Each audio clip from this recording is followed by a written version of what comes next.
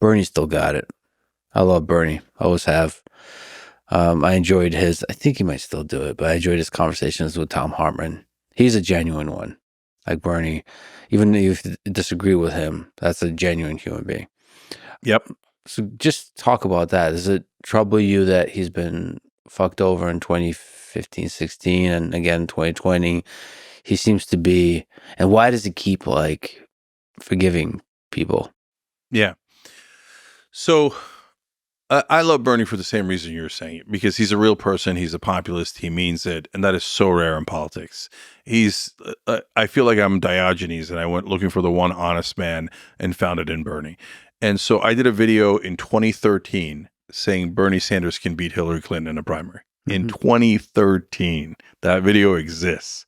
Because why did I think that? I didn't say it of any of the corporate politicians and the guys who were supposed to challenge her and stuff, because populist and honest, right? And the country's dying for an honest populist, dying for it, right? So love the brother. Now, that doesn't mean that he's right on strategy, and he drives me crazy on strategy. So two elements of that. Number one, in 2016 and in 2020, for God's sake, attack your opponent. You said something about Trump that I disagree with, where I'm defending Trump, okay?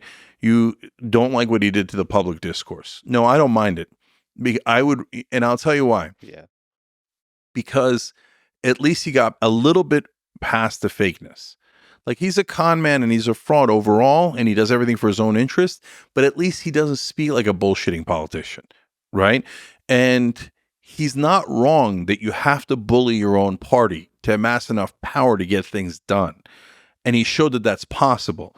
So the problem with the Democrats is civility. So my whole life, they're like, oh, no, don't say anything. Let's lose with civility, right?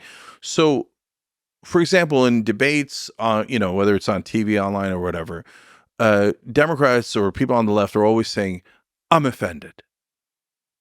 I never get offended. No, after I'm done, you're going to be offended. Okay? Fight back. Fighting back wins. And we couldn't get Bernie to fight back. In 2020, he was one state away. He won the first 3 states. He crushed in Nevada. All we needed was South Carolina. But in order to get South Carolina, we all knew, everybody on his campaign, everyone who's in progressive media, we all knew you've got to attack Biden. If you don't, they're just going to tsunami you. You know, corporate medias and the corporate politicians are going to run roughshod over you. You have to make the case against them. And so 2 times Bernie flinched. One in 2016 in the Brooklyn debate, they asked, did the money that Hillary Clinton taken from the banks affect her votes? And he said, no. Of course it affected her votes. Of course it did. You have to say yes, and you have to show it and prove it. The bankruptcy bill. When she was first lady, she was totally in favor of the American people and against the bankruptcy bill because it has the banks. You can't discharge any debts that the credit card debt and bank debt, etc. It's an awful bill. It's one of the most corporatist bills. She was on the right side as a first lady. She becomes a senator, takes banker money, and all of a sudden she flips over to the banker side. Say it, Bernie, for God's sake, say it, right?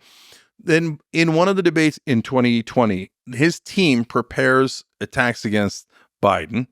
They're not personal. They're not like you can sense by now, if I'm in a political race, my objective is rip the other guy's face off, right? Yeah. Politically, rhetorically, never physically. Yes, right? yes. And so, but I would get it to a point where they'd think, I don't know if I'm going to vote for Cenk, but I know I'm not voting for the other guy. Okay.